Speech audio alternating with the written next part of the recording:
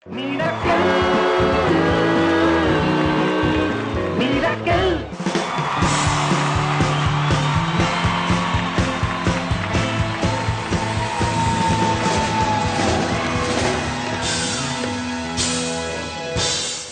তিন জাজেস রজতাভ দত্ত, শ্রীলেখা মিত্র, পরাণ বন্দ্যোপাধ্যায়। আজকের পর্বের শেষ contestant, please welcome Dargram Manikganj থেকে উজ্জ্বল কুমার সাহা।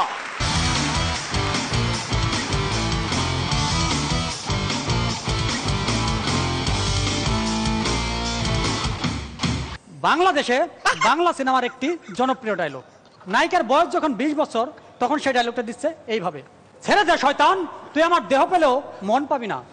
ঠিক এই ডায়লগটাই নায়িকার বয়স যখন 50 বছর সে দিচ্ছে এইভাবে, ছেড়ে দে শয়তান, তুই আমার দেহ পেলেও মজা পাবি না। আমাদের জগাই দাদা গেলেন নির্বাচনে ভোট দেওয়ার জন্য। তো একটি লোক তার রাস্তা আগলে ধরলেন এবং সন্ত্রাসী স্টাইলে বললেন, শোন, এই মার্কায় ভোট দিবি, না দিলে খবর আছে। ভোট দিয়ে যখন আবার আসলেন তাকে আবার ধরা হলো, কি রে, তোকে যে মার্কে ভোট দিতে বলেছিলাম দিয়েছিস? জি দাদা দিয়েছি।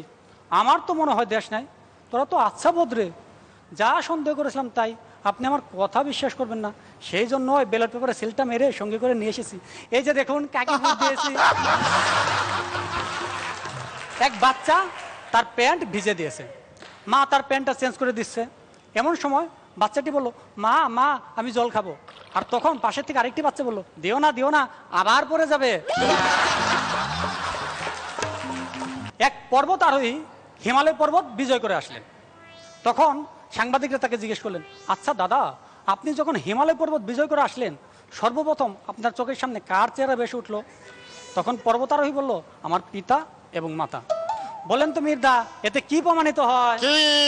পর্বতারোহী অবিবাহিত ছিলেন। আমাদের জগাই দাদা লক্ষ্য করলেন তার বন্ধু মাদাই প্রত্যেক দিন বিকেলে কোথায় যেন যায়। কিরে, তুই প্রত্যেক দিন বিকেলে কোথায় যাস? তখন মাদাই বলল, বন্ধু আমি চাঁদ দেখতে যাই। কি চাঁদ? দিনের বেলায় আবার চাঁদ? তো আমাকেও নিয়ে চল। তখন দাদা জগাইকে নিয়ে চাঁদ দেখতে গেলেন। সে একটি বিল্ডিং এ চাঁদ দেখে বলল, উই যে আমার চাঁদ। সে তো দেখো অবাক, দেখতেছে ওইখানে একটা মহিলা পাইচারি করতেছে। কি এইটা তোর চাঁদ? না রে বন্ধু, আজকে চাঁদ উঠে নাই, চাঁদের মা উঠেছে। এক বাচ্চা তার মাকে জিজ্ঞেস করছেন, মা মা তুমি এত ফর্সা, আমি এত কালো কেন? তখন মা তার অতীত জীবনের দুঃখময় ঘটনার বর্ণনা করতেছেন। শোন, তখন আমার বিয়ে হয়নি, আমার সাথে খুব সুন্দর একটা ছেলের সম্পর্ক ছিল, কিন্তু ছেলেটি বেকার, বাবা তার সাথে আমার বিয়ে দেবে না, তাই আমি সিদ্ধান্ত নিলাম ওই ছেলেটির সাথে পালিয়ে যাব। তো ব্যাগ স্টেক গুছিয়ে পালিয়ে যাওয়ার জন্য গেটে গিয়েছি, ছেলেটিকে কল দিব, দেখে আমার মোবাইলে চার্জ নেই। এমন সময় বাবা তো সব জেনে ফেলেছে, জানার পরে আমাকে জোর করে ধরে এনে একটি কালো ছেলের সাথে বিয়ে দিল। আল্লাহ, বাবারে শুধু মোবাইলে চার্জ না থাকায় তোকে সব ফর্সা করতে পারি নাই।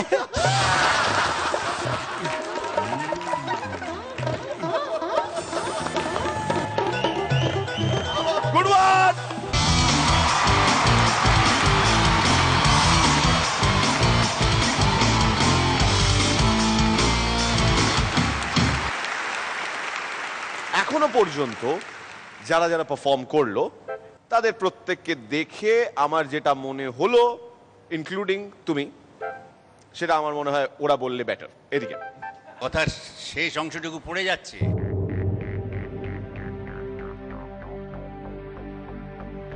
কণ্ঠ ছাড়া হচ্ছে না, সবগুলো ফার্স্ট চান্সে অডিবল করতে হবে। তো উপাদান আছে, সামর্থ্য আছে, সব কিছুই আছে, কিন্তু কোথায় যেন একটা কেমন একটা নড়াচড়া লাগছে আর কি। আড়ষ্ট?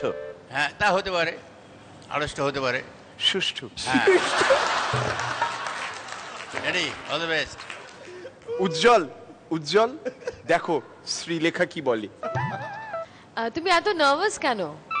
ভীষণ টেন্স নার্ভাস, মানে সবার শেষে করতে হয়েছে বলে কি এক্সট্রা কোনো প্রেসার ছিল তোমার উপরে? সবার শেষে?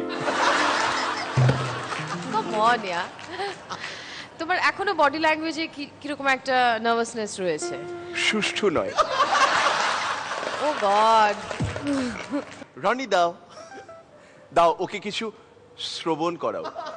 তুমি নিজে আগে পয়েন্ট আউট করো যে তোমার কোন অসুবিধাগুলো হচ্ছে, কারণ তুমি তো এখানে একটা স্বপ্ন নিয়ে এসছো, এত বড় একটা স্টেজ, এখানে এত ভালো ভালো পারফর্মাররা করে গেছে, কাজেই তোমাকে অনেকটা গ্রুম করতে হবে নিজেকে। একটু চেষ্টা করো আর একটু ভালো হবে। হ্যাঁ, অল দ্য বেস্ট। এরাও ওই রনিদা যেটা করতে বললেন সেটা এটা হাতে থাকলে করতে সুবিধা হবে।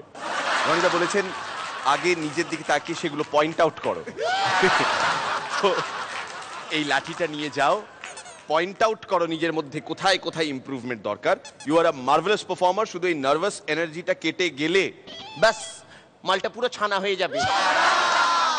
যাও।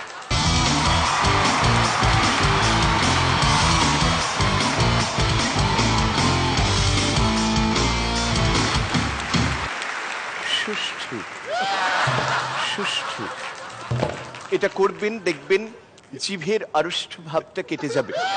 সুষ্ঠু।